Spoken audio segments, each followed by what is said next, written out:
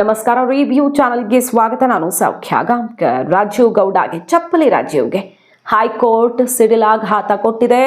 ರಾಜೀವ್ ಗೌಡ ಕಡೆಗೂ ಅರೆಸ್ಟ್ ಆಗೇ ಬಿಡ್ತಾನ? ಏನಾಗ್ತಾ ಇದೆ ಹಾಗಾದ್ರೆ? ಕೋರ್ಟ್ ಹೇಳಿದ್ದೇನು? ಡೀಟೇಲ್ಸ್ ಇಡ್ತಾ ಹೋಗ್ತೀವಿ. ರಕ್ಷಣೆ ಮಾಡೋಕೆ ನಿಂತಹ ದೊಡ್ಡವರಿಗೆ ಈಗ ಸಿಡಿಲು ಬಡದಂತಾಗಿದೆ. ಮಿಸ್ ಮಾಡಿದೆ ನಮ್ಮ ಚಾನಲ್ನ ಸಬ್ಸ್ಕ್ರೈಬ್ ಮಾಡಿ, ನಿಮ್ಮ ಅಭಿಪ್ರಾಯ ಕಮೆಂಟ್ ಮಾಡಿ ತಿಳಿಸಿ. ಎಸ್ ವೀಕ್ಷಕರೇ, ಶಿಡ್ಲಘಟ್ಟ ಪೌರಾಯುಕ್ತೆಗೆ ಬಾಯಿಗೆ ಬಂದಂಗೆ ಮಾತಾಡಿದ ಪ್ರಕರಣ. ಬೆಂಕಿ ಹಾಕ್ತೀನಿ, ಚಪ್ಪಲಿಲಿ ಹೊಡಿತೀನಿ, ಅಶ್ಲೀಲವಾಗಿ ಕೇಳಿಸ್ಕೊಂಡ್ರೆ ಕಿವಿಲ್ ರಕ್ತ ಬರಬೇಕು ಅಂತಹ ಮಾತುಗಳನ್ನು ಆಡಿದ್ದ ಈ ಚಪ್ಪಲಿ ಕುಖ್ಯಾತಿಯ ರಾಜೀವ್ ಗೌಡ ಎಲ್ಲಿದ್ದಾನೆ ಅಂತಾನೆ ಗೊತ್ತಿಲ್ಲ. ಜಾಮೀನಿಗೆ ಅರ್ಜಿ ಹಾಕ್ತಾನೆ, ನಿರೀಕ್ಷಣಾ ಜಾಮೀನಿಗೆ ಅರ್ಜಿ ಹಾಕ್ಕೊಳ್ತಾನೆ, ಎಲ್ಲ ವ್ಯವಹಾರ ಮಾಡ್ತಾನೆ. ಪೊಲೀಸರಿಗೆ ಮಾತ್ರ ಸಿಗೋದೇ ಇಲ್ಲ. ಆತ ಸ್ವಿಚ್ ಆಫು, ಎಲ್ಲೂ ಯಾರ ಕಾಂಟ್ಯಾಕ್ಟ್ಗೂ ಸಿಗಲ್ಲ. ಬಟ್ ರಾಜೀವ್ ಗೌಡ ಏನು ಮಾಡಬೇಕು ಎಲ್ಲ ಮಾಡ್ತಾ ಇದ್ದ. ಆದ್ರೆ ಈಗ ಹೈಕೋರ್ಟ್ ಸರಿಯಾಗಿ ಕೊಟ್ಟಿದೆ. FIR ರದ್ದತಿ ಕೋರಿ ಅರ್ಜಿಯನ್ನು ಹಾಕ್ಕೊಂಡಿದ್ದ. ಎರಡು FIR ಸಂಬಂಧಪಟ್ಟಂತೆ ಅರ್ಜಿ ವಜಾ ಆಗಿದೆ. ನ್ಯಾಯಮೂರ್ತಿ M ನಾಗಪ್ರಸನ್ನ ಪೀಠ ಛೀಮಾರಿ ಹಾಕಿದೆ.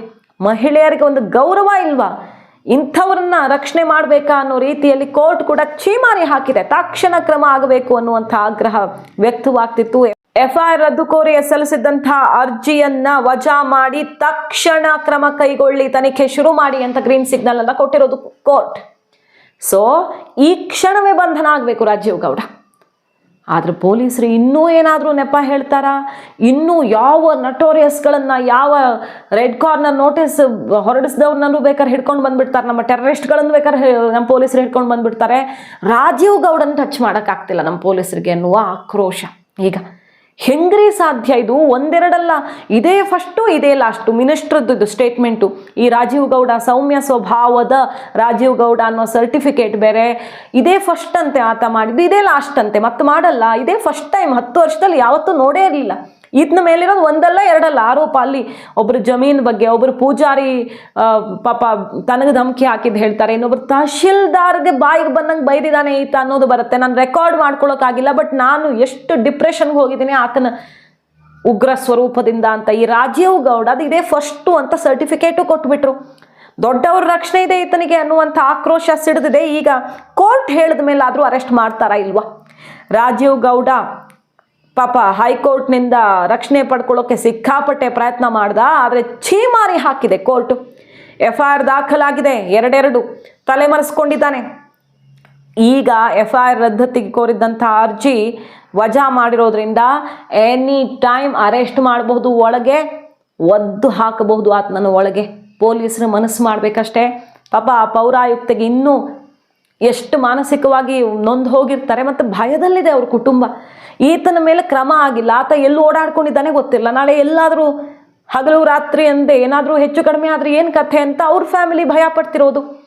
ಅವರನ್ನು ನೋಡಿ ಬೇರೆಯವರು, ಇಂತಹ ದರ್ಜೆಯಲ್ಲಿರುವಂತಹ ಇಷ್ಟು ದೊಡ್ಡ ಜವಾಬ್ದಾರಿಯುತ ಸ್ಥಾನದಲ್ಲಿರೋ ಹೆಣ್ಣುಮಕ್ಕಳ ಫ್ಯಾಮಿಲಿಯವರು, ಅಪ್ಪ ನಮ್ಮ ಫ್ಯಾಮಿಲಿಲಿ ಹೆಣ್ಮಕ್ಳು ಹಿಂಗೆ ವರ್ಕ್ ಮಾಡ್ತಿದ್ದಾರೆ, ಏನಾಗುತ್ತೋ ಅನ್ನೋ ಭಯದಲ್ಲಿದ್ದಾರೆ. ಇಡೀ ರಾಜ್ಯ ಈ ಘಟನೆಯಿಂದ ಬೆಚ್ಚ ಬಿದ್ದಿದೆ. ಒಂದೆರಡಲ್ಲ, ಇದಾದ ಮೇಲೆ ಸುಮಾರು ಆಗೋದ್ವು. ಅಂದ್ರೆ ಒಂದರಿಂದ ಇನ್ಸ್ಪೈರ್ ಆಗಿ ಇನ್ನೊಂದು ಮಾಡಿದ್ರು ಆಶ್ಚರ್ಯ ಇಲ್ಲ. ವರುಣಾದಲ್ಲಾಯ್ತು, ಸಿದ್ದರಾಮಯ್ಯನವರ ತವರಲ್ಲೊಂದು ಘಟನೆ ಆಯಿತು, ಅಲ್ಲೊಂದು ಇಲ್ಲೊಂದು, PDO ಮೇಲೆ ಅವ್ರ ಮೇಲೆ ಇವ್ರ ಮೇಲೆ ಅನ್ಕೊಂಡು ಧಮಕಿ ಹಾಕೋದು ಹೆಚ್ಚಾಗಿದೆ ಈಗ. ಅಂದರೆ ಅಲ್ಲಿ ಮಾಡಿದವನ್ನ ಏನು ಟಚ್ಚೇ ಮಾಡೋಕ್ಕಾಗಿಲ್ಲ, ನಮ್ಮದೇ ಅಧಿಕಾರ ಅಂತ ಇನ್ನೂ ಧೈರ್ಯ ಬಂದ್ಬಿಡ್ಬೋದು. ಯಾರಿಗೆ ಗೊತ್ತು?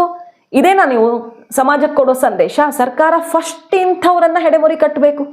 ಎಲ್ಲರೂ ಹೇಳ್ತಿದ್ದಾರೆ ತಪ್ಪು ಆತ ಮಾಡಿದ್ದು ಅಂತ, ಬಟ್ ಅರೆಸ್ಟ್ ಮಾಡ್ತಿಲ್ಲ. ನೋಡಿ, ಈಗಾಗಲೇ ಪೊಲೀಸ್ ಇಲಾಖೆ 7 ಕೋಟಿ ಕಳ್ಳತನದ ಕೇಸಲ್ಲಿ ಪೊಲೀಸ್ ಇಲಾಖೆನೇ ಸಿಕ್ಕಾಕೊಂಡಿದೆ. ಕಮಿಷನರ್ ಆಫೀಸರ್ಗಳೇ 11 ಲಕ್ಷ ಕಳ್ಳತನ ಸಿಕ್ಕಾಕೊಂಡಿದೆ.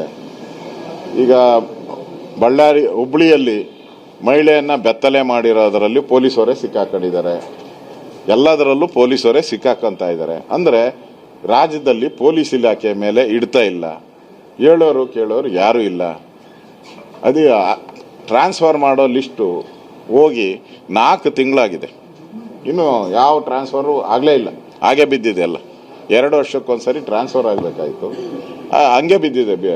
ಯಾಕೆ ಅಂತ ಹೇಳಿದ್ರೆ ಜಗಳ, ಕಚ್ಚಾಟ, ನಾನು ಹೇಳಿದ್ದೇ ಆಗಬೇಕು ಅಂತ. ಅಂದರೆ ಒಂದು ರೀತಿ ಇಡೀ ಪೊಲೀಸ್ ಇಲಾಖೆನೇ ಗೊಂದಲದಲ್ಲಿದೆ.